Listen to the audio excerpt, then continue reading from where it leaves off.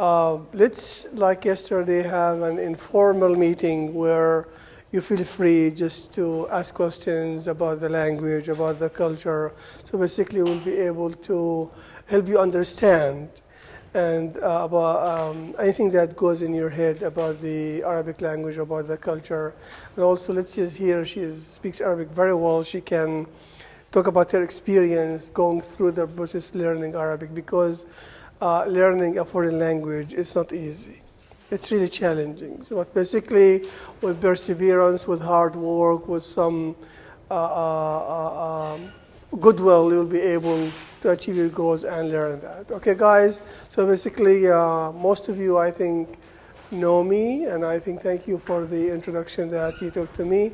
Now we're going to open the floor to the questions about the Arabic language and culture. And I think yesterday, I asked some of you to write down any questions you might have or certain things that you would like us to answer. Okay, so feel free.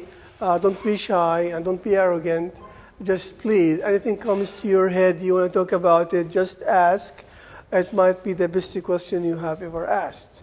Just to stay quiet and not asking, thinking that this question is not important or trivial or not good, that's not good. There's no such trivial question. Sometimes the questions that you are asking are very important, and we'll try to answer them and help you understand as much as we can. Okay, guys?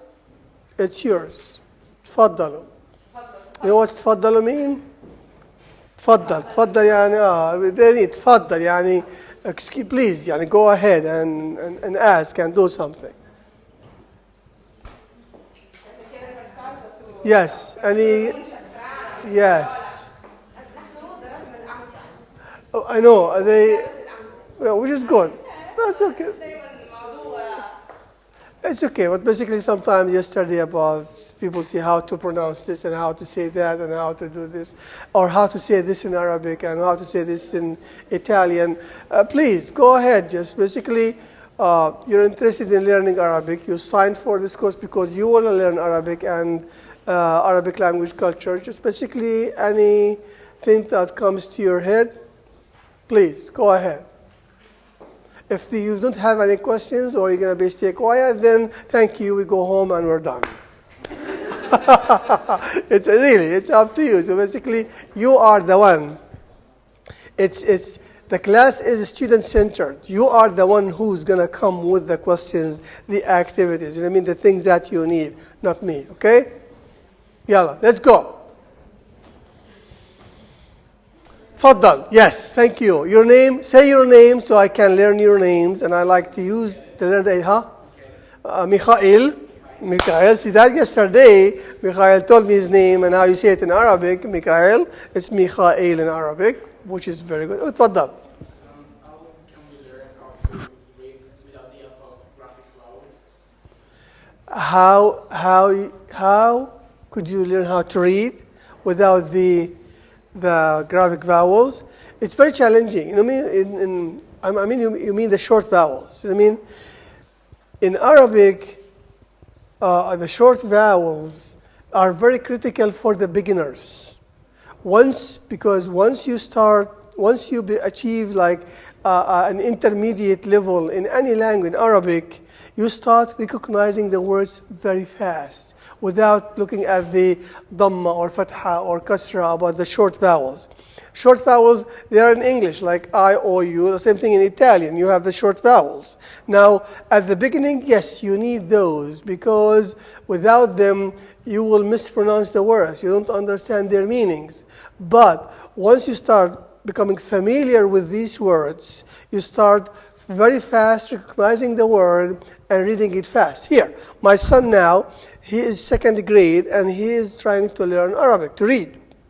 Now, I have to put the short vowels, the dhamma and fatha and kasra over the letters, so he will be able to recognize the words. Later on, when he starts knowing the words and become a faster reader, no need for these short vowels. Becomes automatic for you. And I think Lezione can testify to that, because she was learning Arabic as a beginner, and then later on, you look at the word and you fast read it. The same thing in English or Italian. As a beginner, in learning any language, we have different levels. We have beginning, intermediate, advanced.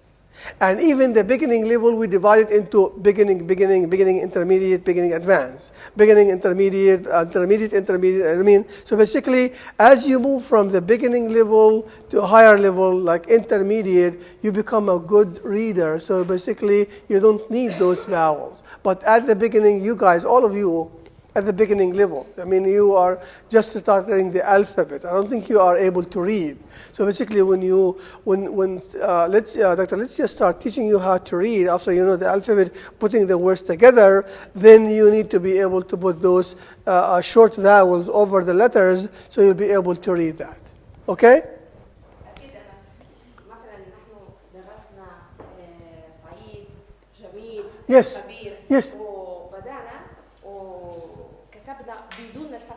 But that is true. See, for instance, there's a marker here. Let me just show you. She said, you see, it's she mentioned see, Jamil. Now, this is without the short vowels, but in order, this is the Jamil. It's basically no sound. This is the long E, Jamil. You know what I mean? So basically, at the beginning, when you do the letters, the Jim and the Mim and the Ya and the L, once you know those letters and you start being able to write the word Jamil, you don't need this short vowels. The short vowels that he's talking about is the A, this is O. If this is, for instance, under the letter, it becomes G. But if it's over the letter, it becomes what? Ja. All these things, with experience, with the practice, you will start recognizing them. You look at the word, you read it. Mikhail. Mi-kha-il. You know what I mean? Now, because you're a beginner, you don't have to put those ones. Once you look at the word, automatically you know that. What's your name?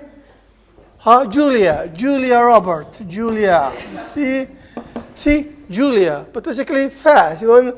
But first you need to know the letters and the sounds of those letters, and you will be able to do that. And believe me, learning the language in a classroom like this, it does help. But the most important thing is practicing the language, talking to people the language. So basically, as I said yesterday, spending a month in an Arab country, it equals like a year learning Arabic in the classroom. Because you meet people, you talk to them, you are acquiring it. Well, there's a difference between learning and acquisition. When you are here, you go to the market, you speak Arabic with people, you buy things in Arabic, you read the signs in Arabic. You are learning without knowing that you are learning. You know what I mean? That is the best thing you could do. It's unconscious. See, this is what you are able to do. The same thing here. I lived in the States and Canada for a long time.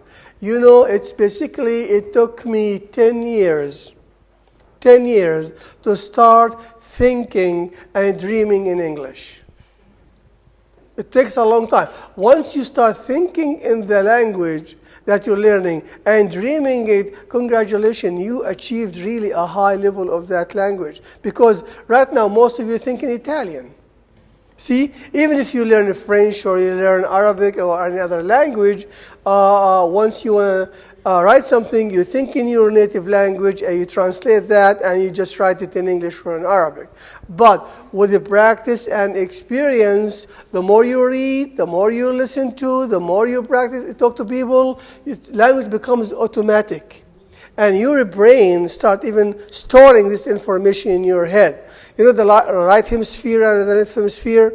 Left is for language. Basically, if you have ever seen a child whose mom may be Italian and dad is an Arab, and this child talk to his dad in Arabic and talk to his mom in Italian, automatically this guy just stores the language. Once he's his dad, he talks to him in Arabic. Once he's his mom, he speaks to her in Italian. You know what I mean? And all that. It is children have the capacity to acquire the language so fast because Right now, all of you are grown-ups, adults. You will learn Arabic, but with an accent. But if you want to learn a language like native speakers, to speak Arabic like me, for instance, I mean, you need to start learning that at an early age, before you get to 14 years old, the puberty age. Because after this age, the shape of your mouth and the physiology is already shaped. And yesterday, remember the guy who asked me, how do you pronounce or or all of you, if I say you can't, because the shape of your mouth is already changed. But as a younger age, you'll be able to do that. You know what I mean? So there's certain sounds. And I strongly encourage you, if you learn any language, not only Arabic, speak it with Italian accent. Here, look at me. I'm speaking English. I could speak like a native speaker, but I don't want to. I want to speak English the way it comes from my mouth, because it says my native language is Arabic. There's interference, you know what I mean? Which is fantastic, it's good. And many foreigners love to listen to their language from foreigners. And I talked to Lezione.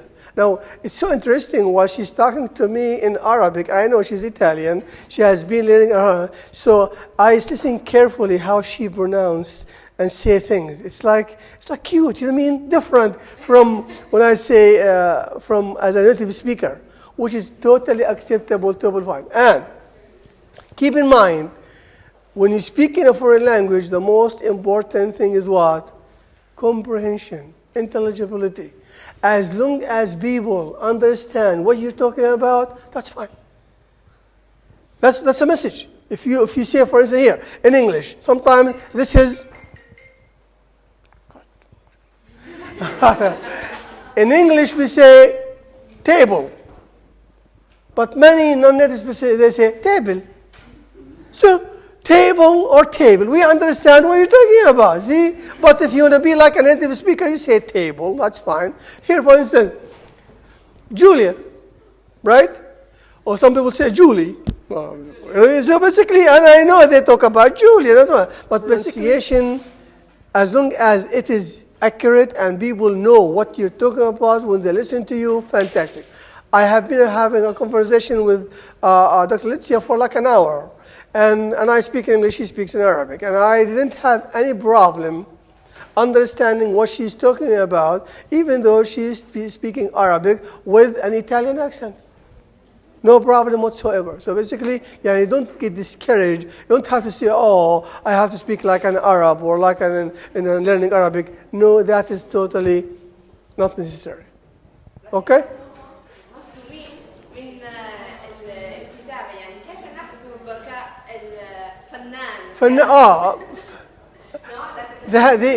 Listen, exactly. The handwriting, there's certain people, they have the talent that can write their voice. For instance, here, if I want to write something, I'm not familiar. There's a key here.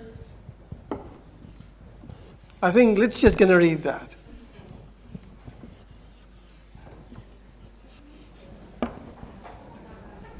It's okay, Julia, I can do that later. See that?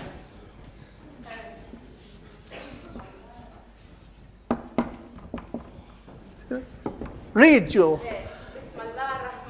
You see that? Now, if I show you here, and I spend so much time outside the country, sometimes, and I write in English. I don't write on the computer in Arabic. And now, sometimes they ask me to, I write an article in English, and they need a summary in Arabic. So I will go ahead and say, okay, here. See that? This is a summary here, a one-page summary in Arabic for article I wrote. I write it down like here, and I will say to my wife, my brother, I said, you want to help me now? You want to type this on the computer for me? So it will type it, really. So that's it. Now, this is handwriting in Arabic. This is also my handwriting. This is my notebook. Just a thing I take notes and do things about that. See that?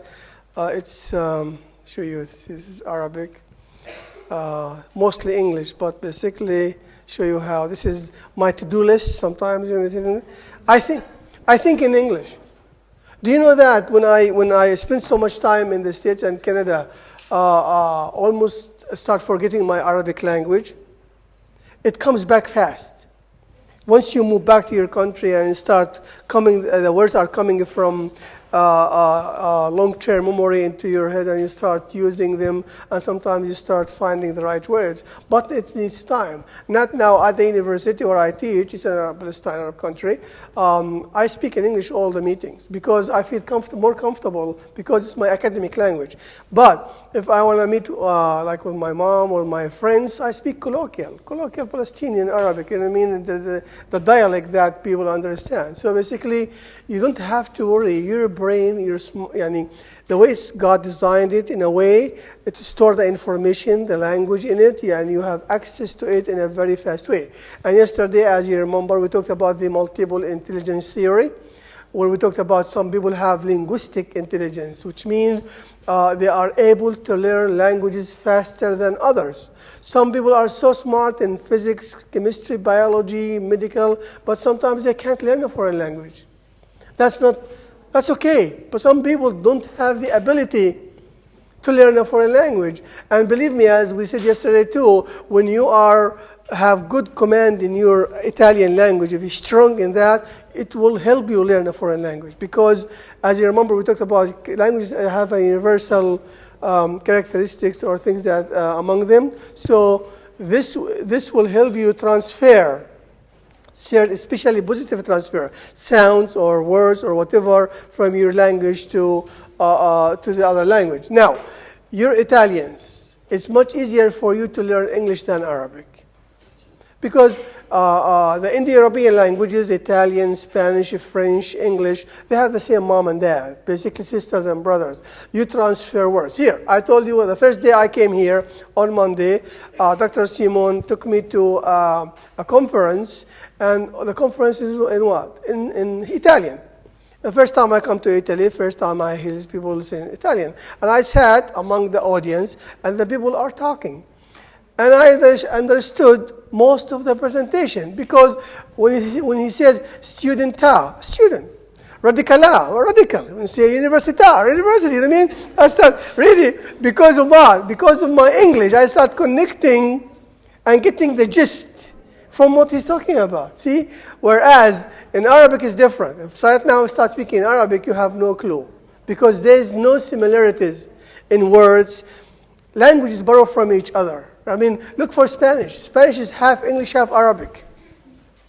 Italian, many words that you use in English, also you use them word in Italian. So it will make easier for you to learn English if you're Italian. Now, harder for Arabic native speakers to learn English, because completely different languages, right to left, pronunciation, the sounds, the and the echo, the ekh. I mean, it is hard. That's why some people are fortunate enough to learn some languages easier than others. But believe me, as I said many times, if you have the desire and the determination and the dedication to learn anything, you could learn it. And don't say, I can't learn that. Don't ever say, I cannot do that. Try it first and judge for yourself. But to start something and say, I know I'm going to fail, then don't try at all. Don't try, really, what's the point? But say, I am going to do this, and I will be successful, and I will do that. You know what I mean? Then you have the determination, the ability to do that. Psychologically, you are building yourself up. But many people say, they ask me to do this. I'm going to do it, but I know I'm not going to be successful. You are already programming yourself not to be successful. That's what we call neurolinguistics. Think you can, you can. Think you can't, you can't. Period. That's what psychologists say. Okay, guys? Yalla, Julia. You guys. Any other questions? ممكن يا استاذ عمر بدنا نعرف عبارات او كلمات فلسطينيه، مثلا انا بذكر بجنن بجنن. You see? You see the word بجنن? She said the word بجنن. بجنن, if I come here, I say, oh, Julia, شعرك بجنن. يعني your hair is beautiful. بجنن يعني هو أصلا the word بجنن يعني جنن like crazy. When you see something that's so good, make you crazy, lose your brain, lose your mind. These are colloquial expressions. You know what I mean? بجنن. Sometimes we say بسحر. بسحر from magic. And it make you, you see, when you are looking at something and you are, you like it very much. You say بجنن, حلو, yeah, which is حلو. I mean, it is, yeah. So this is another expression if you would like to know. You know what I mean? Yeah. Okay, guys? Here, if you are trying to learn certain expressions in Arabic, just ask me and I can say that to you. You can يعني, repeat after me and you can learn this.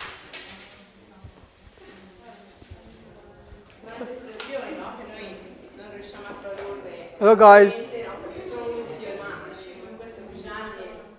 Hello, guys. Stay with me, please. Stay with me here. Stay together.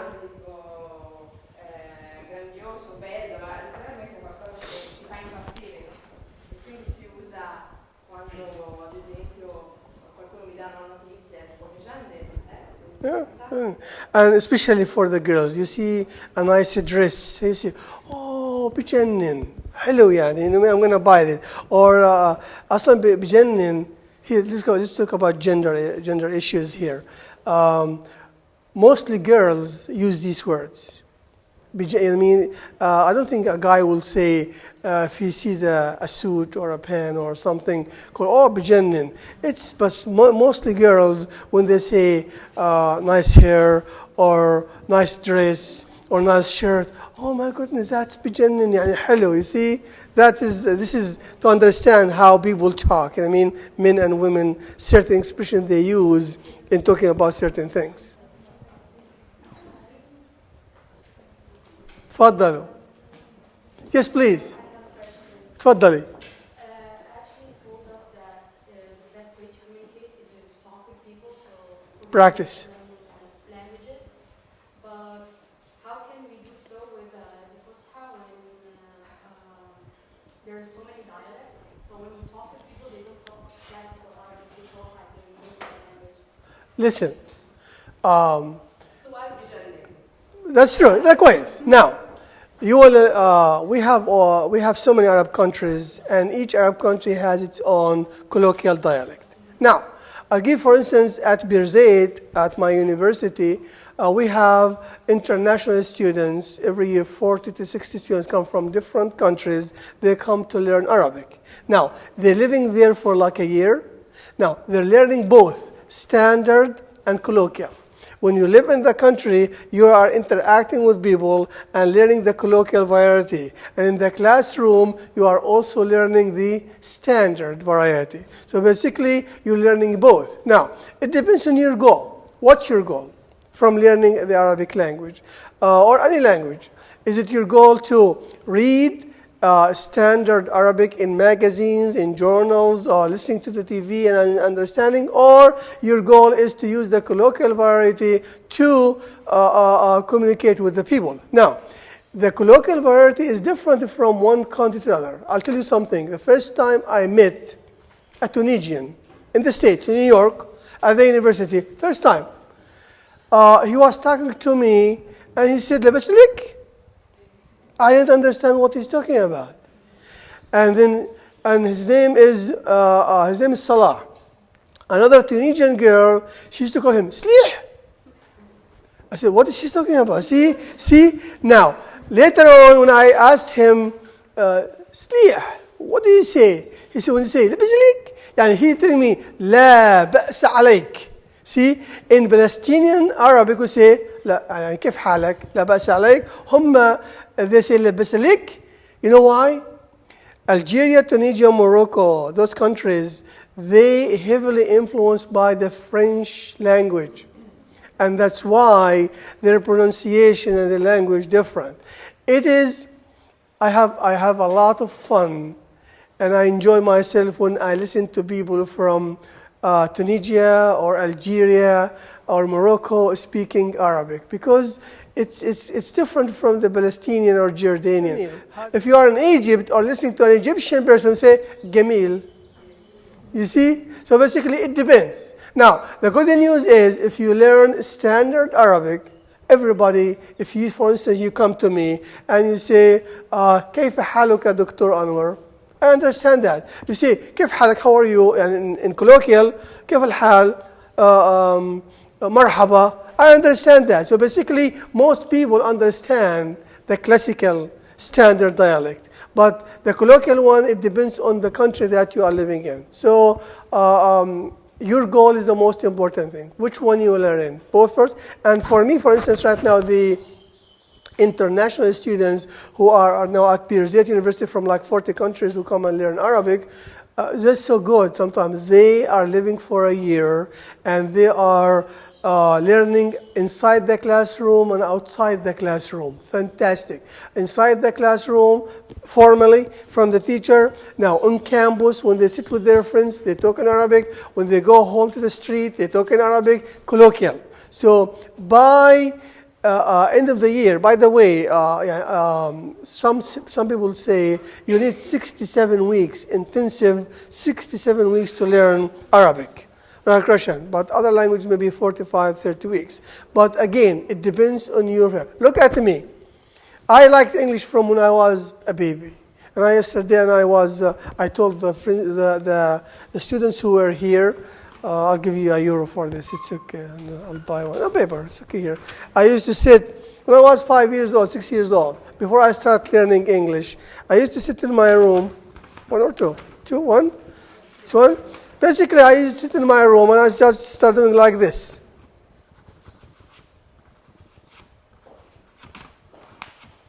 I fill a lot of pages, and my dad will say, "What is this?" I say, "English." See that? Yeah. So basically, it is. It's your choice. And I changed my major from engineering to linguistics and languages because I don't want to be an engineer. I want to learn linguistics and languages, and I did a very good job. Basically, I got scholarships. I went to the States. I did my master. I did my PhD. I didn't pay any money for my education because I worked hard, and I got that because I chose something that I want to do. You mean? So basically, the same thing for you. Choose something you love to do, and you enjoy it. You make money. At the same time, and you don't have really to suffer. But look at people, maybe you know people who are doing a job they don't like because they want to make money. They're miserable. Imagine every day you're going to do something you don't like to do. You're not going to do a good job. You're doing it because for the money. And we feel sad for those people who go through this because you are being forced to do something that you don't like to do. But in the meantime, on the contrary, if you choose something that you love to do from your heart, from your mind, interested in it, not only you make money while you are having fun, at the same time, your work will be a masterpiece. It will be fantastic because you are doing a good job. See that? Thank you.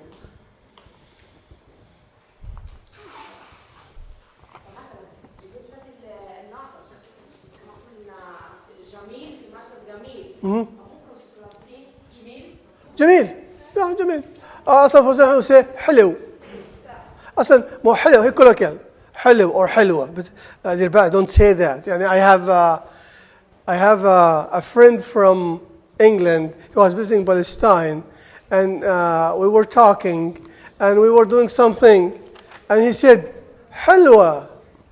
I said, Tony, listen. If you right now see somebody and you say hello, they're going to kill you because you are flirting with somebody.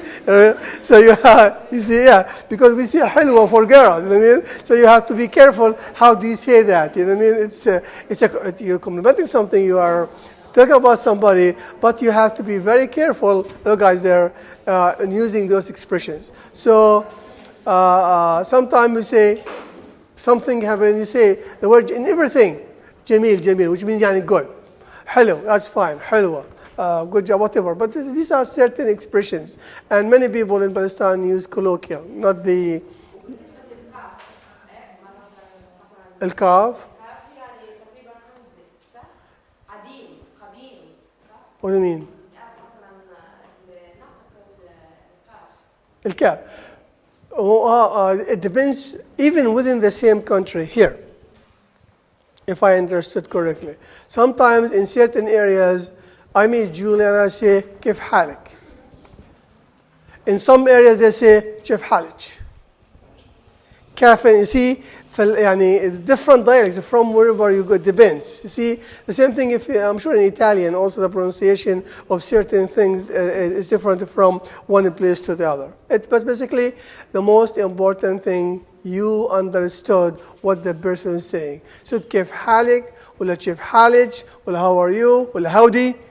If you watch cowboy movies, instead of saying how are you, they say howdy. Yeah, I mean, I think right now Italian say ciao, right? What's the long expression you want to tell somebody formally and informally? I'm sure there are certain things with ciao means bye, bye, right? Really? If you come and say ciao and you leave, say ciao. No, but you see in Arabic لا يعني احنا في الدخول you say مرحبا كيف الحال, but when you're leaving مع السلامة. See, different.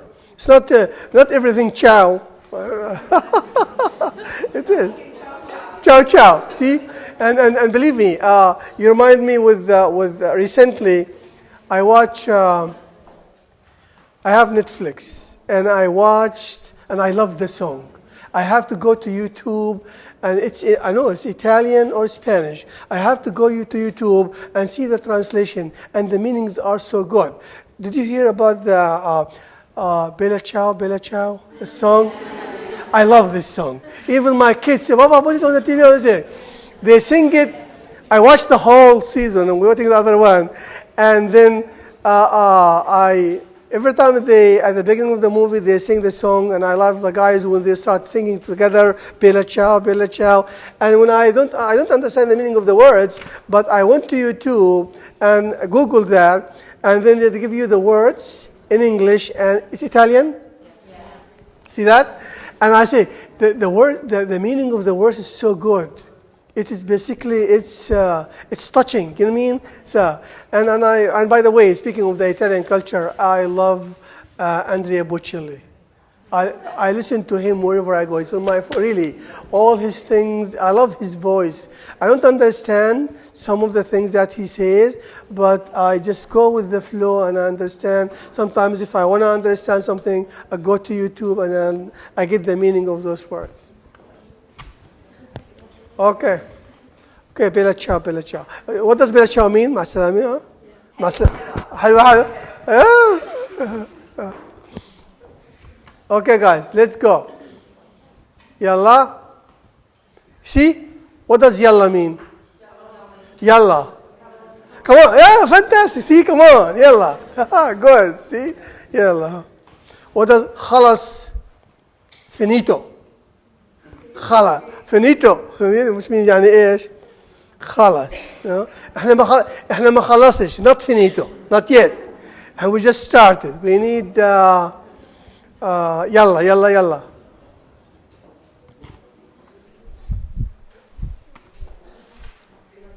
Yes. Which are the main differences you're following? Just 1 second. Just please raise your voice a little bit. Let everybody hear.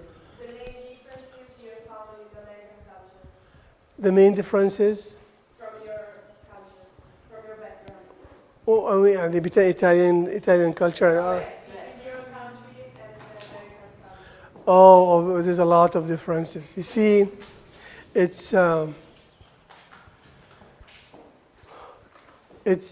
you're asking a question is, I'm going to explain it in this way. When sometimes you're Italian and you immigrate to the States, you go through stages. Now, one of them called assimilation, and I use the Italian proverb, if you are in Roma, do what the Romans do, which means you forget your language, your culture, your things, you become like an American. See? That's assimilation. And at the opposite, there is rejection. Sometimes because your culture is completely different from the culture that you are living in. If it's Italy, if you came from an Arab country, you came to Italy, and you go through the period where your Italian culture is different from the Arabic culture. Some people reject and go back to their own countries. And the middle solution is adaptation, which means when you move to Italy from an Arabic country, you look at the Italian culture, you take the best out of it. You keep the best out of from your culture, you know what I mean? And you can survive. Yani, you adapt yourself to the new culture.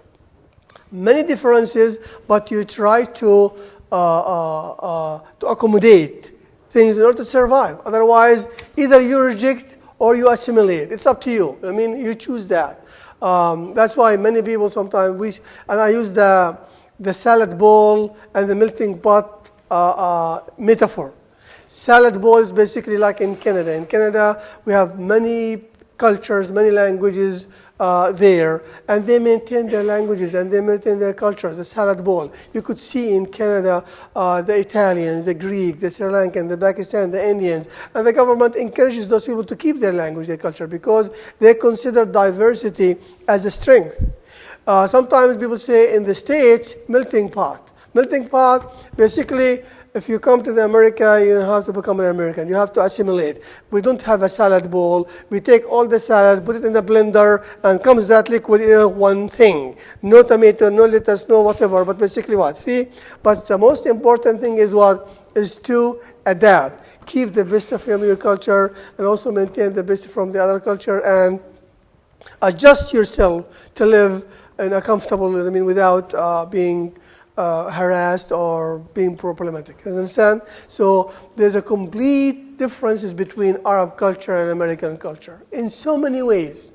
But I survived that because I accommodated certain things. I kept certain things from my culture and I accepted other things from the. I'll tell you something, for example. Time. American culture, time is money. You don't waste time. In some Arab world countries, we waste a lot of time. So basically, now living in Palestine, I don't waste any time. And sometimes people invite to socializing, drink tea, and talking. I don't do that. And people know Dr. Hanwar doesn't waste his time. Always, on the inviting people to your house for dinner. Culturally, I used to invite Americans to my house, and they used to invite me to their house.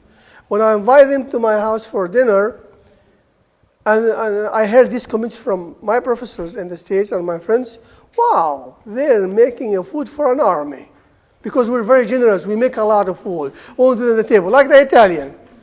If they invite you to their house, the things that they put on the table, I can't eat in 2 minutes and I'm still hungry.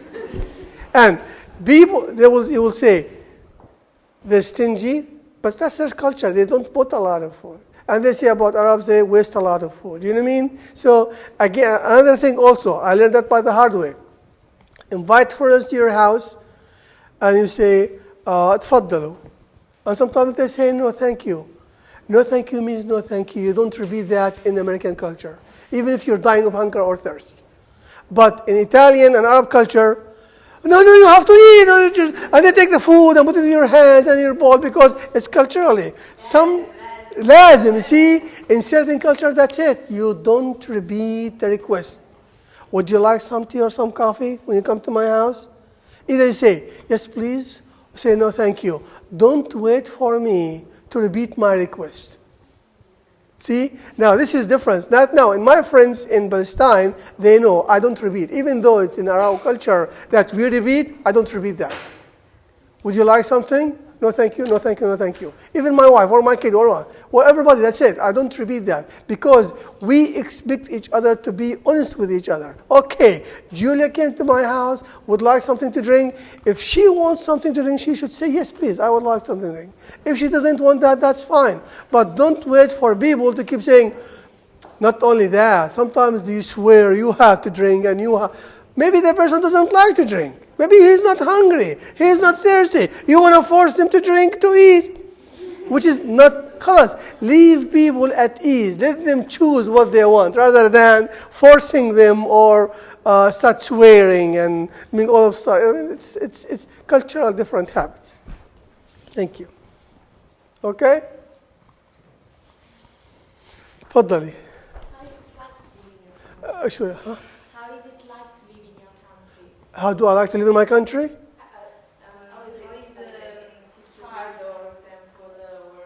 Slowly, just repeat slowly. How is it like to live in your country Uh-huh. for security? How is it your lifestyle, for example? It's fantastic. It's fine. Do you know? It is. Listen, sometimes the media, they focus on a lot of things. For the media, learn this. If it doesn't bleed, it doesn't lead. What does that mean? The media focus on violence. They focus on a war. They focus on a lot of bad. This is us. I criticize the media for this. I said, I watch the news, and all of it's bad news, from one country to the other. I say, for God's sake, sometimes say something good.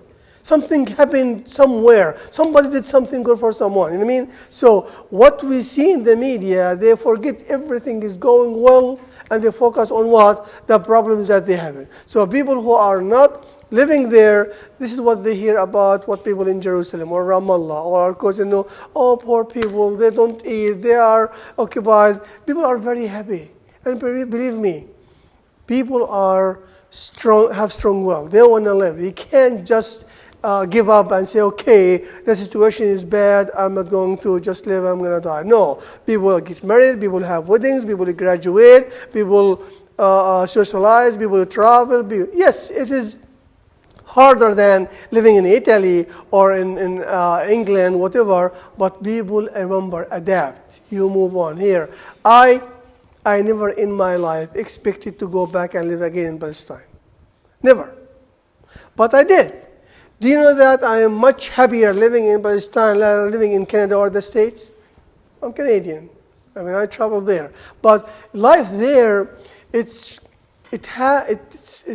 different. You know what I mean? And I once I was in Ramallah walking. The first year I went back to Palestine, and I went to a pharmacy to buy some medicine. When I entered the pharmacy, automatically I speak in English. I forget that I'm in Ramallah. And the pharmacist replied in English, and she said, "Oh, you speak English? You live in this?" I said, "Yes." She said, "Me too."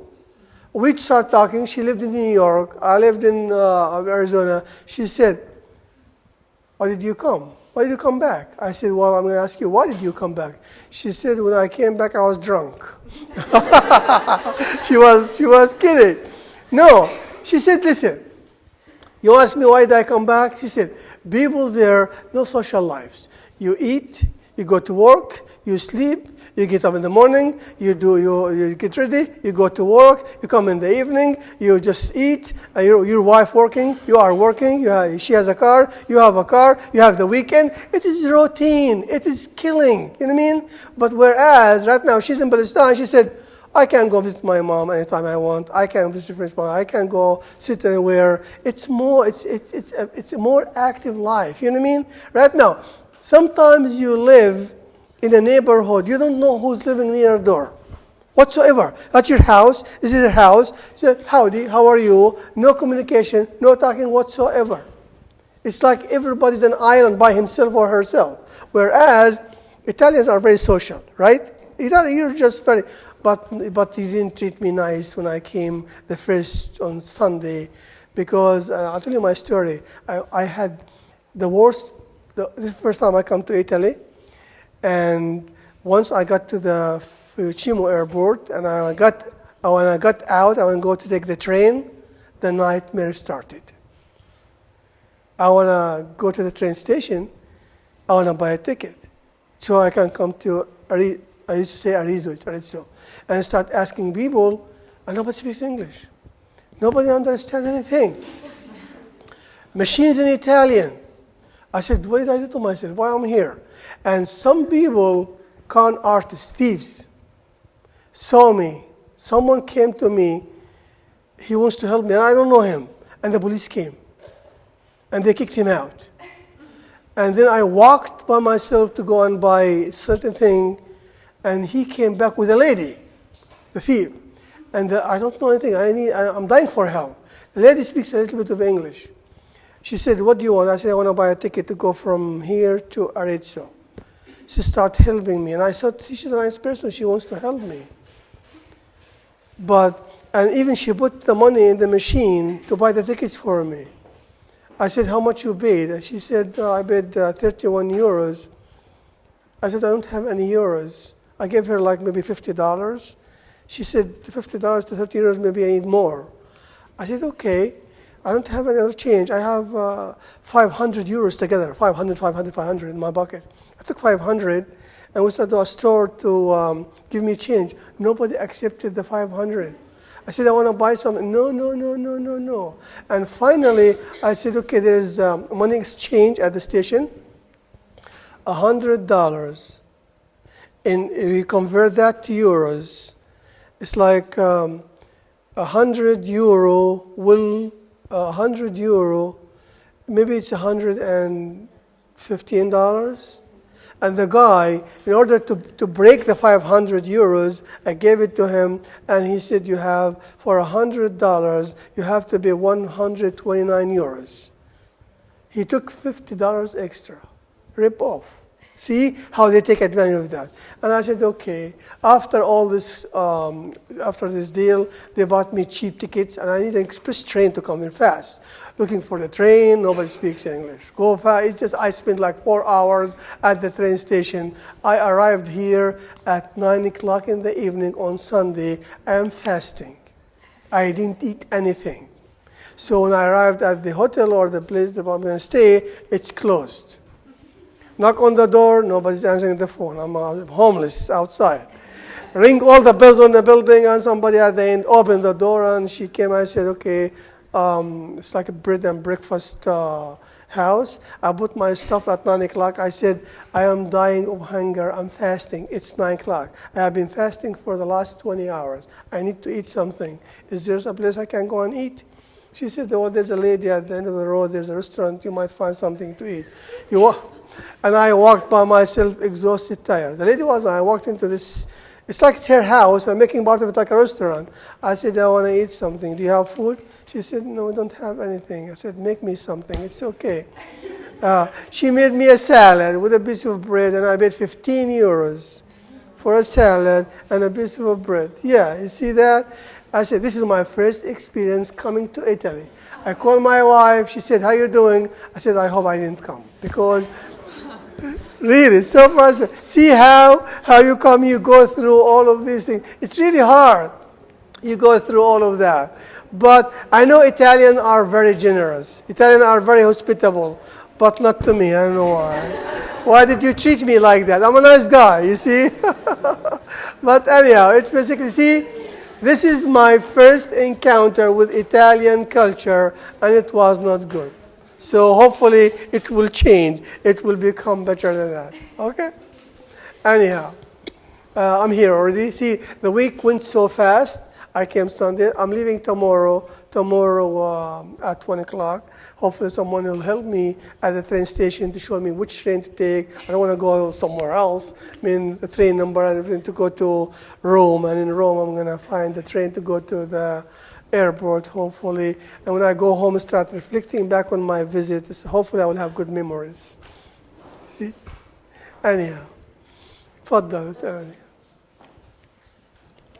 Yes.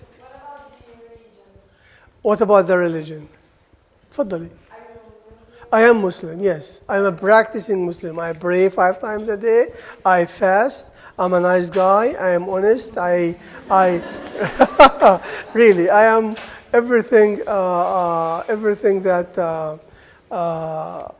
I suppose. Also, you have to be in any religions or cultures, but you behave according to principles. You know what I mean? So basically, you're Christian. I understand Italian, mostly Catholics. Practicing Catholic. You have the Pope here, right? The Vatican, very close to you. Basically, some people are practicing, some people are not practicing, but basically, the most important thing is to be a nice, decent person, respecting people, smiling with people, and dealing with people honestly. That's the whole thing. You want to know about my religion, towards what? Connection with the idea of homosexuality, even our religion as With homosexuality. Okay, it's basically, that's a very sensitive issue to deal with. You know what I mean? It's You know what we have? What we call the fatwas, or the Muslim scholars. They issue judgments or things regarding this issue, and it's like if you look at the Christianity or Judaism or Islam, do they accept these practices or do they not? Each religion has its own way of looking at things, and many people argue Judaism, Christianity, Catholicism against all these practices, you know what I mean? But right now it's become part of people's life, you know what I mean? And the way I look at it, it's your life, it's your personal life, you know what I mean? It is basically, that's what you do. That's between you and God. I'm not a judge to judge you based on your practices or what you do. You see, so you have people who are very strict; they are totally against that, and they won't prohibit that. And you have people who say, like me, it's your way of life. It's the things that you do. It's up to you. It's not my problem. Whatever you do in your bedroom or in your own life, basically, I leave that between you and God, and that's it. You know what I mean? And you respect people the way they are. I mean, we talked about sometimes inclusiveness. Inclusiveness in the Western world, it talks about accepting people regardless of the country of origin, the color of the face, the weight, the language that you speak, the sexual orientation. There's so many things. Basically, inclusive means accepting all people without being judgmental, without giving judgments on them based on their practices. You see? So basically, that's the way we look at things. I mean, people's life here is different. And I lived in the States in Canada. I encountered many situations like people, but that is their personal life. We don't talk about whatever your preferences, whatever you do. Yeah. And people help here. For instance, you remind me of something. When I was in the States and Canada, I used to see homeless people. I feel so bad for them. I said, this is the first time in my life I see people are homeless living in the street. Whereas you can't find in Palestine somebody homeless, because people help him or her to have a house, to have something. To find somebody homeless living in the street, it's really very strange. I don't know in Italy if you can find people homeless in Rome or you see, but basically this is the first time I encountered somebody's homeless, living and sleeping in the street. That's a new concept for us.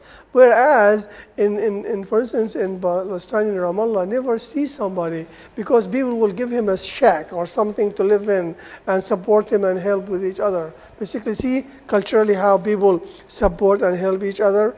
It's different from one place to the other. How it differs.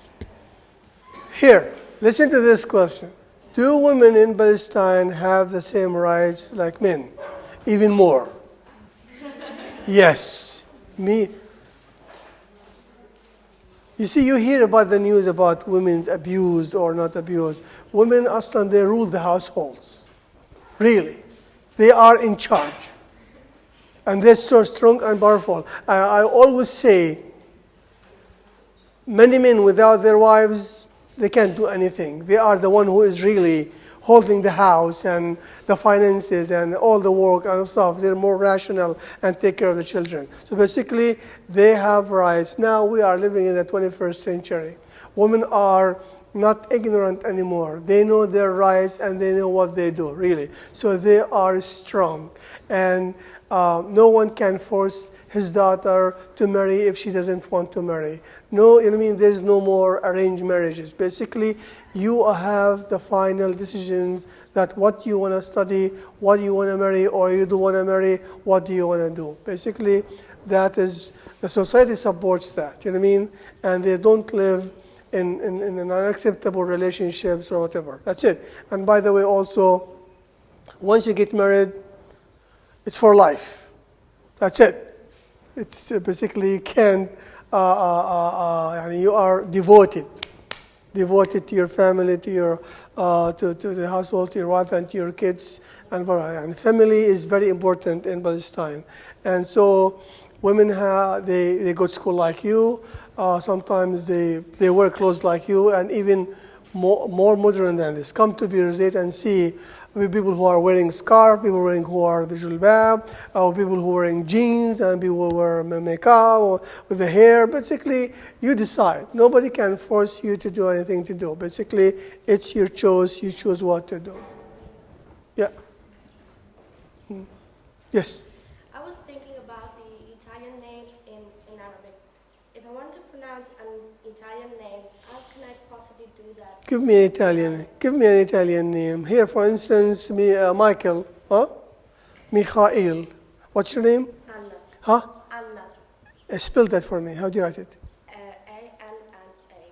A-N-N-A. A-L-L-A. It's like A-L. N. A-N. A-N-N-A. Anna. Anna. You see, Anna. I mean, or Anne. You see, it's basically Julia. Some people call their kids Julia and Julie. This is sometimes Julia. Right now, we see the names of the actors and actresses. Sophia Loren. Sophia. You know what I mean? It's just basically different names. The same name. Here, take for instance Joseph. You guys name Joseph, right? Joseph Yusuf. It's Hanwar in Italian, or in Arabic, it's like Hanwar, you know what I mean? So basically the names sometimes, they have, here, take Jacob, Yaqub, you know what I mean? So basically sometimes you have different pronunciations, sometimes the same name you could say in different languages. And by the way, regarding names, every Arabic name has a meaning. See, that's the beauty about it. For instance, say Hanwar. Hanwar is from light. See, if you say Julie, what does Julie mean? I don't know. Connected to gens, Julia, Julius, Cesare. See, which is good. It's good to know your name and what it means. It has a good meaning. It's Mary, Maryam in Arabic. You know what I mean? I will say Mary. Yes. So basically, names are. Sometimes they have equivalent, sometimes not. But basically, just be able to say the name. It doesn't matter in Italian or in Arabic.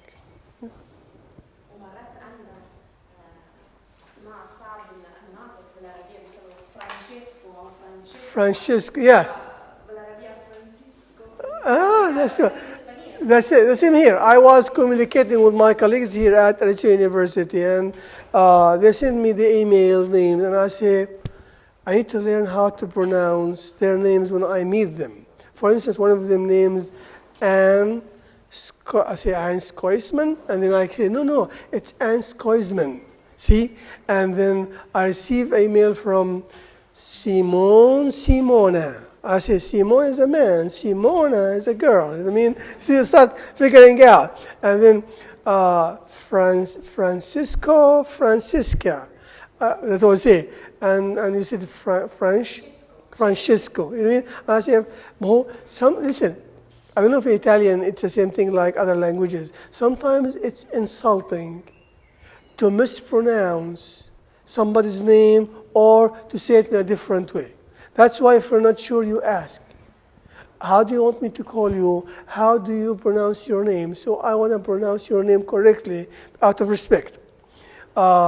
English people, they don't like people to call them different names or mispronounce their names. About Italian?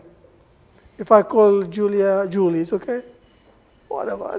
Yeah, you see? Yeah, so some people are sensitive and touchy regarding this issue. Some people don't care. I mean, my name is Hanwar. You call me Hanwar, Noor, but don't say, hey, you. That's very rude. You know what I mean? So you need to use people's names out of respect. And even here, sometimes spelling their names, to spell somebody's name. Sometimes here at Birzeit, I have my students. They send me messages. I want to reply to them. Sometimes before I reply, I go back to see how they spell their name. So I don't want to write, hi, Julie. I mean, the way she spells her name, or she feels good.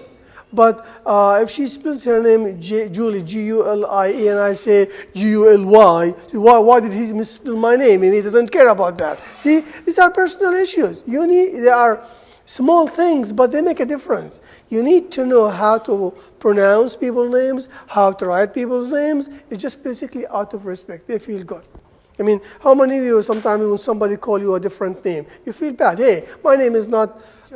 You should know the name of your students. And sometimes when your instructor, your professors call you by a name, wow, he remembers my name. She knows my name. It makes you feel good. It's not like, oh, what's your name? I mean, it's basically, oh, you didn't even know my name. But basically, that's very important. Always to know people's names, the people that you are dealing with, and you pronounce the names correctly and you write them correctly. It's just out of respect. It's basically,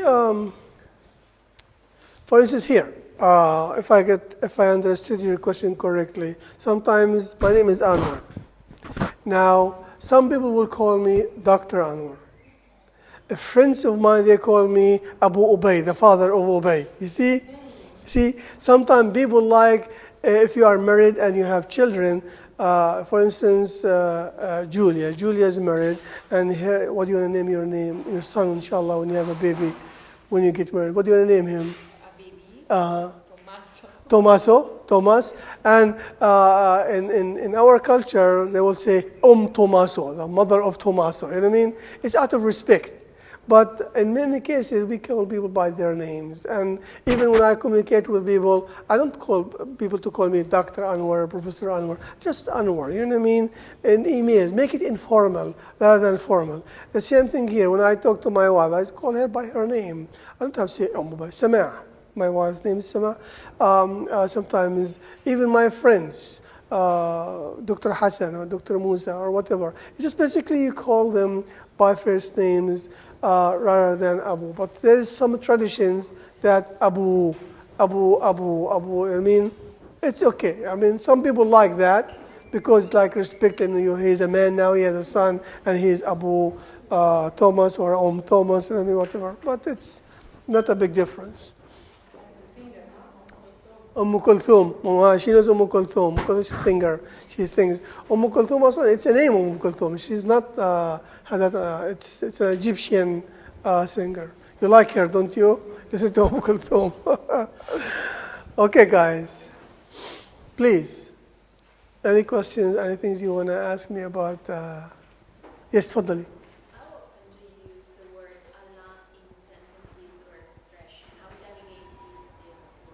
How often you use the word Allah in speech? Listen, I'm gonna. You know what the word inshallah mean? No. Inshallah, yani by God's will. It's you're supposed to use it correctly. Yani, for instance, if you want to do something, you say inshallah, I'm going to do that. Many people use the name of God, the name of Allah in everything they do. Sometimes they swear, oh, by Allah, wahiyat Allah, why don't I do that? You know what I mean? To make serious. But especially religious people who are practicing, they try to use that so much in their speech. But you're not encouraged to use the word of Allah in everything that, especially if it's vain or not good to keep using Allah and put His name in so many things. But sometimes you don't have a choice. Sometimes you want to swear. Somebody tell you. Sometimes if your mom if you ask your mom that you want to do something and you ask her to swear by God, by Allah, that she will do it. You know what I mean? Just as a promise, she will do that. But certainly, it's people always in general. If they plan to do something in the near future or the distant future, they will say, Insha'Allah, I will do that. You know what I mean? And by God's will, Inshallah, I'll be able to do it. See, it's used a lot.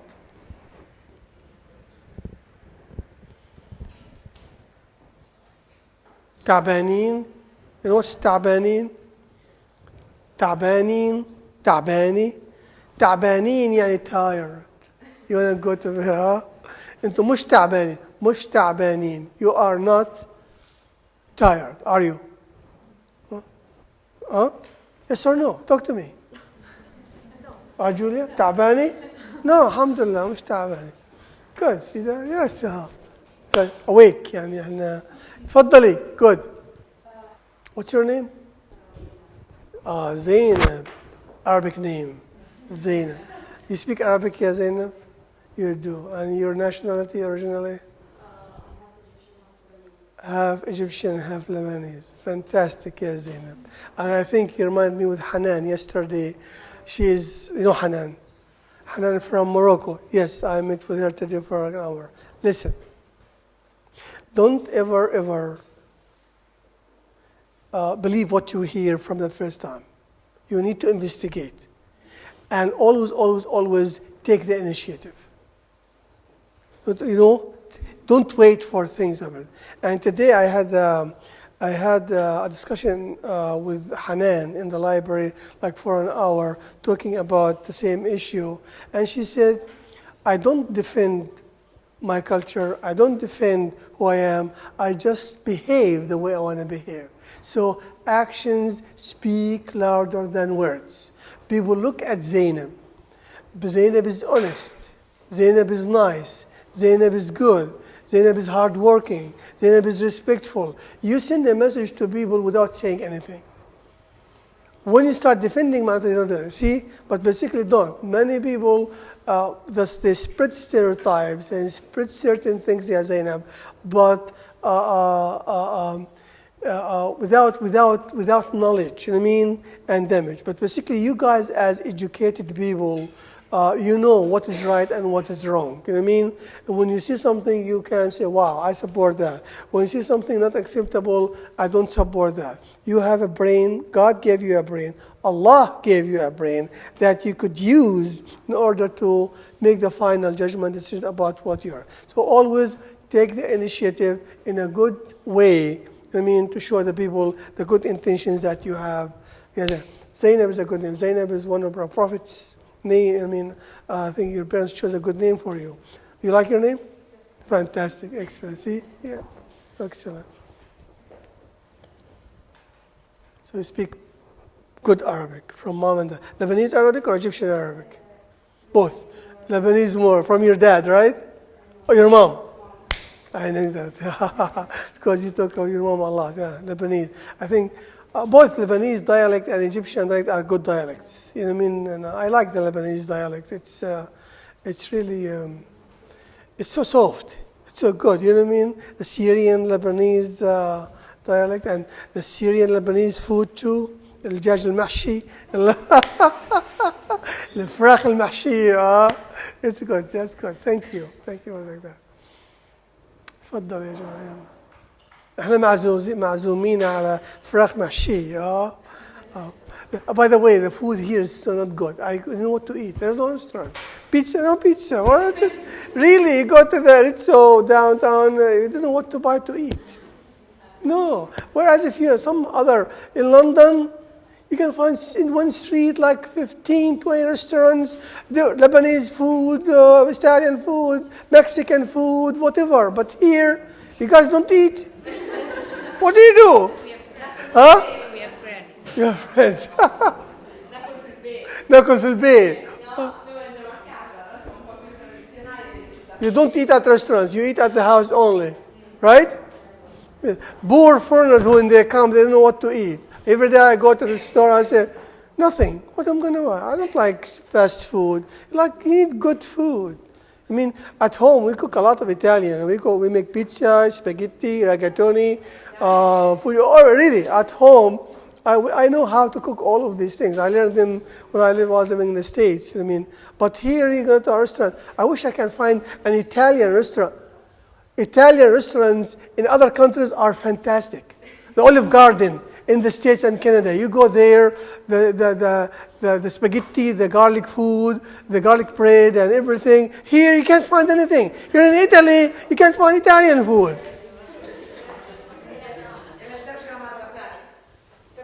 I hope so. It's really, see, I lost so many weight over this 1 week. Really, I'm just, it's good, it's a good diet, right? يلا يا جماعة يلا يا جماعة يلا يا زين يلا يا جماعة يعني let's go as يعني to discuss certain things. تفضلي. Can you name some of traditional dishes of Palestine? Zainab, come and tell her about Palestine. Here, I'm sure Zainab knows about that. Do you know what's upside down? upside down, makloubi. She knows that. I think you know that. She lived in Jordan for a long time.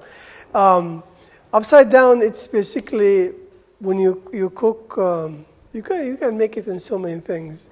Basically, you have rice and you have chicken or meat and you have fried eggplants or cauliflower, potatoes. You put them in layers, you cook it, and then you flip and it will become a very nice thing. That's one thing.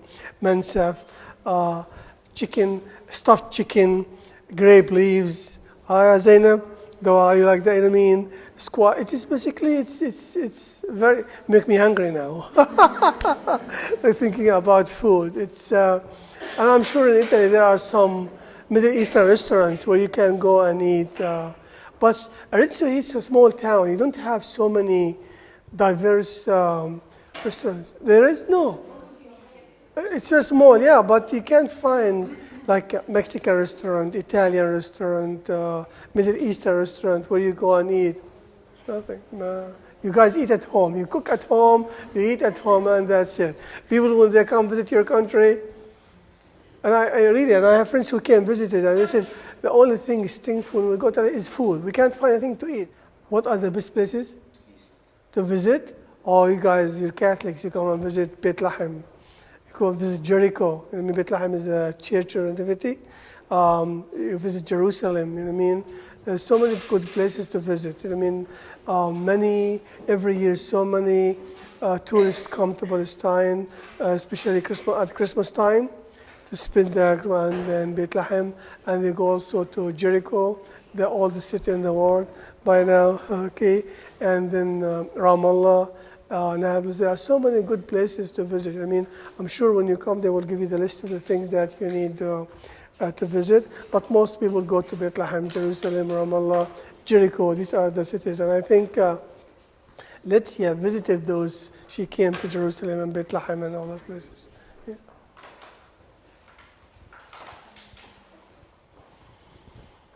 تعبانين تعبانات see تعبانين for boys تعبانات for girls تعبانات يعني tired see how we say تعبان وتعبانة تعبانين تعبانات بس ما شاء الله انتم مش تعبانين صح؟ yeah.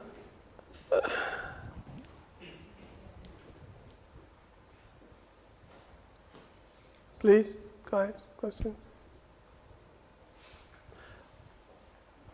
I hope you learned something about the culture and the people and the things. It's really interesting. See, and these visits when we come from country to country to meet students and talk about different cultures and different languages and different things, it's very interesting. I mean, it's very rewarding experience when you meet people from different languages, different cultures, and you share knowledge. This is the way we build relationships and clear the stereotypes or the misconceptions about people. I mean, it's just face-to-face conversations when you meet somebody and you talk to them, rather than just reading in a newspaper or a magazine or the news or the media. So, and I wish some of you, hopefully, in the future will be able, through the Erasmus Plus project, to come and visit Palestine or our country. You could visit and spend a semester there, or a month or 2 months, and I encourage you strongly to do that because it will develop you in a way. You just basically start becoming aware. It's not going to be easy, you know what I mean, when you leave your country and you live for a month or 2 months or even 10 days, but it will be a rewarding experience. It's good that you go through that. Always. Travel is good. Travel adds to your life, knowledge and love. I mean, really, you always improve your knowledge, increase your knowledge about the world, and also the love of things and the love of the people that you interact with. It's really a fantastic experience. Anytime you have the opportunity to travel to another country, to another culture, please do that. You learn so much, rather than just hearing from the news or the papers or the magazines. I mean, it's like first-hand experience that you experience there. Look at me and look at Latvia. Latvia visited so many Arab countries, right? She went to Egypt, Lebanon, Jordan, Palestine, and which is fantastic. I mean, it's for me. I visited so many countries from Finland, Netherlands, Italy, England, the UK, Canada, the States. I still travel. Malta. Every year I try to go and visit a new country and learn about that new country's culture and food. Even though so far in Italy, no food. Fast.